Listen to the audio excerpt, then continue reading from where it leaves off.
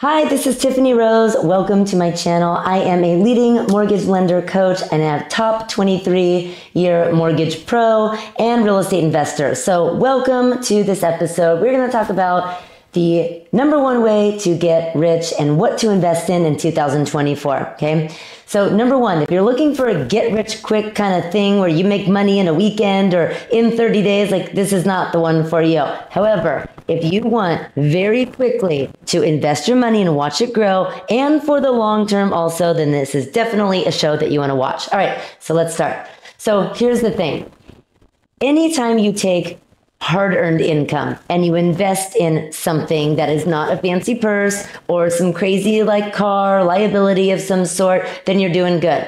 But there is stocks, there's life insurance that you can build up that's cash deferred, there's 401ks, there's IRAs, and there's real estate. So let me tell you right now, with the interest rates being 7 something, 6 something, like high fives if you get lucky and find a good program, do the temporary buy downs and all that stuff. So let's say the higher 5s, 6 or 7s. Right now, my friends, there is a huge opportunity. There's a deal in every single market to find a piece of property. And I'm telling you, buy dirt, buy real estate. So what's going to happen is very quickly, when this market shifts and we get back into lower interest rates, the herd is going to come running like no other. All the procrastinators, all the analysis paralysis people, they're going to get word that the rates have gone down and the prices of homes are going to go through the roof, right? So I want you to already be a homeowner during that time. So for example, if you bite the bullet and you just buy right now when the rates are high, right? High compared to what? So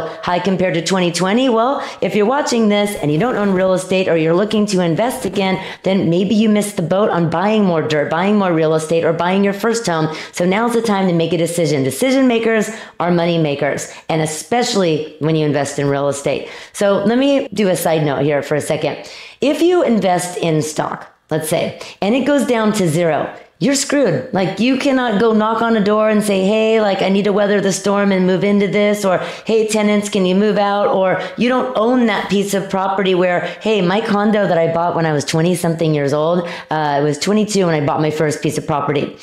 That I bought for 400 something thousand, went up to like 700 something in 2008. It went down to like 180,000, like unbelievably low. I should have bought more of that then, but we were all scared in 2008, 9, and 10. But guess what? Historically speaking, all real estate comes back if you look at any 10-year period. So let's take 2007, for example. If you bought in 2007 at the peak of the market before that crazy crash, it came back by 2017. So you are actually able to weather the storm because you have a tangible asset versus buying stock. Now, let me tell you my personal story. And at the end, stick around because what I'm going to show you is 4 different ways that you can actually become a first-time homebuyer without using a down payment assistance program or 3.5% down FHA type of product. Because when you put more money down and you pull your funds together, I'll tell you how you can be a first-time homebuyer if that's you right now. Okay, so now, where I'm going with this is the reason why you want to invest in real estate, not just because it's not like stock, it's actually a tangible asset, but because your money grows in 4 different ways and it's going to grow a lot quicker. Because if you're willing to buy now when there's not 15, 20, 30 offers because rates went down into the 3s or 4s or 5, the low 5s, and the media talks about it, and now all of a sudden each house used to be, let's say, 500,000, now it's going 550, 600, 650. So yeah, you may have waited to see rates go down. So yes, now maybe you waited for rates to come down, but that $500,000 house is going to be 550, 600, 650. That's money that if you took the leap right now and bought something, you would have been missing out on. So now that's going to be your earned equity. So where I live in Danville, California, houses are like 1.5 million, 2 million, and people are still first-time home buying and buying up and buying dirt, no matter what rates are doing. Let me tell you my personal story here.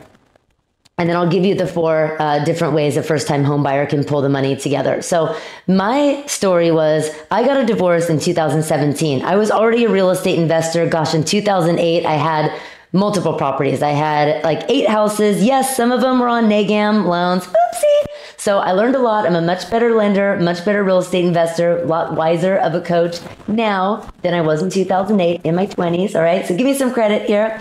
However, what I learned from that is that number one, if you own real estate, like you have to stick with it no matter what. I don't care if you got to like sell your BMW. I had a $1,300 a month BMW payment because I didn't want to let go of that car. So I let go of my Livermore house that's earned like $600,000-700,000 in equity since the crash of 2008. So like, what was I thinking hanging on to that car, right? That's like your money mindset. So that's for a different training. So what I'm saying is when I had all that property and when I was a real estate investor, eventually that was back in, like I said, 2007, 2008. Eventually when I got a divorce in 2017, I had real estate property with my soon to be ex-husband. And it would have been like War of the Roses if I tried to fight him to stay in that house. Even though I was a breadwinner, I'm always the breadwinner in my relationships. I have to like do some money deep dive, subconscious stuff in my past as well. So I'm always a breadwinner. So I was on the loan. We were both on title. I knew that because he had rights to the property, even though I was the only one on the loan, I just chose to move out because it would have been like that movie War of the Roses where they fought to the death and they both killed each other trying to fight over the house. I didn't want that. So I moved to an apartment, moved my babies, and made that tough choice. However, I knew the power, I've always known the power of generational wealth and investing in real estate to grow my income, my hard-earned dollars. So I pulled my money together and I borrowed from my IRA. I liquidated actually one of my smaller IRAs and I borrowed from my 401k. I leveraged my 401k. I did a seller carryback and I used some of my savings and I actually got gift funds from my mom temporarily because remember, all of my equity, like over $1 million was tied up in these other properties. So I ended up leveraging my retirement account, and this was in 2017, put it down on a $1.5 million house. My friends told me like, Tiff, we're in a mortgage bubble. Like this house is too expensive for you. Like, what are you going to do? Oh my gosh, how are you coming up with the down payment? Wait, you're borrowing money from your mom? You're liquidating your retirement? Like, what are you thinking? I know what I'm doing. So I took a house that was $1.5 million, put $500 something thousand down. Within 5 years, now in 2024, it's it's almost $3 million. So I basically earned between $1 million to $1.5 million in gained equity. Remember, you make money multiple ways when you own real estate. So you make money because it's tax deductible, and you make money in future appreciation. And every time you make that mortgage payment, you're paying down the principal and interest if you have a fixed full P&I loan. Ask your mortgage lender pro about that. So you also make money on future passive income, or if this is a real estate investment that you're leveraging your 401k or whatever kind of assets you have or gift funds from parents, whatever it is, and you are actually putting a down payment to where you're getting positive rental income, that's making money all those different ways. So tax write-offs, paying down the principal, future appreciation, potential passive income. That's not just long term. If you're like, Tiff, I'm on this YouTube because I wanted to see like, how do I get rich right now? Let me tell you again, if you buy real estate, let me put my handy pen down. I'm like, you need to buy right now. If you buy right now, before the herd comes running, and it's still low inventory, it's still multiple offers pretty much everywhere in the United States, but you do it now, let's say at $500,000 with rates in the 6s or 7s, can't quote rates exactly, so just giving you a ballpark. Now you own that piece of property. So when everybody else sees, oh my God, rates went down, then they're going to come running and buy your house next door, buy houses similar to yours on your street. You're already going to own that. That house that you bought for $500, someone else is going to buy a similar model for $550, $600, $650, and it can happen very quickly. Now, what happens with this is after a year or two of owning the property, sometimes even sooner, you can actually pull out an equity line and you can pay off your car, pay off credit card debt. You can access the equity, that down payment that you used to buy the piece of property, or the appreciation that you got, the equity is what it's called. So when you accelerate that equity by making wise decisions right now in this market, in the very near future, like let's face it, you guys, time passes by, 6 months, a year, 2 years goes by like the blink of an eye. I was just 21. I mean, I still am 21, but I was just 21. And all of a sudden now I'm in my 40s and it's like happened so quickly. So start thinking about like, what do I invest in? How do I gain wealth as fast as possible? 6 months to a year? you most likely, if you buy a house right now, this weekend, 6 months to a year, comment below on this YouTube. So I'm doing this in July 2024. I want to know how much your property has gone up. It is very rare that it's actually going to go down, especially in a market like this. And you know what? If it goes down, so what? Because you still have the tax write-off. You're not paying your landlord's mortgage down. You're paying your own mortgage down, and you're making potential money and that future appreciation when you follow the trends, whether it's a year to 5 years. Trust me, like buy dirt. It's the smartest investment that you can make because, again, it's a tangible asset. You're making money 4 different ways. And for the future, it's generational wealth. And the supply and demand is insane. There's more people being born, more and more people all the time. Yet their Mother Earth is not going to produce any more dirt. So you got to buy some of it, right? Now, if you're like, but Tiff, I don't have a 401k. I don't have an IRA. I can't do this. I can't borrow. Like, what can I do? What are my options?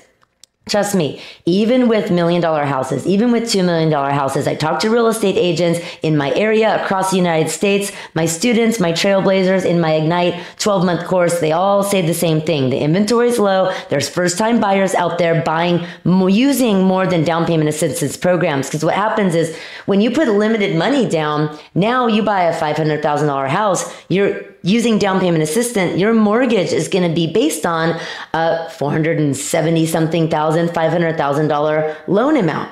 So what do we do about it? You can do things like get gift funds from parents, friends, relatives, okay? So usually it's a relative that we want to see, cousins, parents, it all qualifies, completely compliant, completely legal. So you want to get gift funds whenever possible. They can, if you have a parent that owns real estate and they're in their 60s or 70s, maybe even 50s, and they have that 2-something, 3-something percent, trust me, they want their adult children to buy dirt as well because you don't want to be paying your landlord's mortgage down. You want to be paying down your own. They know the power. They know the true beauty in creating all that wealth. Look at my story. I just told you that since 2017, I've gained $1.5 million in equity. Plus now I have an in-law unit that could bring in positive rental income. I leveraged my equity line, paid off my car. I don't have a car payment. It just keeps building and building. If you want to make that kind of money with stock or Bitcoin, something like that, man, you have to take such a big risk. And it's so scary because it could be gone overnight and you have nothing to show for it, right? So that's why I weigh so heavily on investing in real estate as fast as humanly possible. So pulling your money together.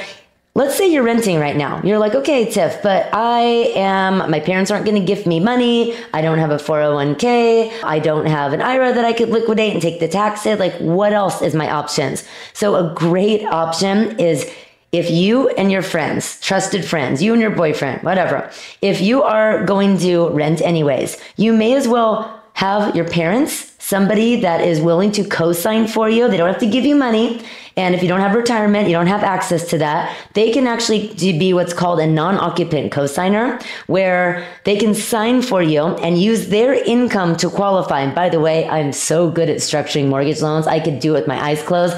I know how to turn assets for retired people into income to help you qualify if you're a first-time home buyer and they only have like Social Security and pension, but maybe they have a $250,000 IRA. I can turn that into income. So comment, message me, find me, and I can help you with that. Okay. So usually I'm a full-time mortgage coach, but I will help you structure deals like that and pass it off to my team because I am so boss at that. Like, no joke. I've been doing this for 23 plus years. I've seen it all, and there's usually not a problem that I can't solve. If you got a problem, you'll all solve it. Okay. So now, instead of paying your landlord's rent down, you have all of your friends, your parents co-sign, you all go on a loan together, you write up a contract, you do something to protect yourself in case a friendship goes south. Now you're all getting a 3-4 bedroom and each one of you are paying rent. Or you and mom and dad, let's say, they become non-occupant co-signers for you. You buy a 3 or 4 bedroom. Those people that you were going to like rent together with anyway, sign a lease. Now you're the landlord to them and you're living in the same space, but probably a better one. So these are the best ways for you to invest, for you to get as wealthy as humanly possible, as fast as possible. When that house goes up, you can pull out an equity line, you can invest in more real estate, you can go find a really inexpensive property, pay it off or put a huge down payment down, get that passive income. I mean, I can't say it enough. Buy dirt. So if you want more information like this, please make sure you follow me, you subscribe, hit the bell, you get notifications for when I put out new content. So thank you so much for watching. I hope you enjoyed it. Buy dirt.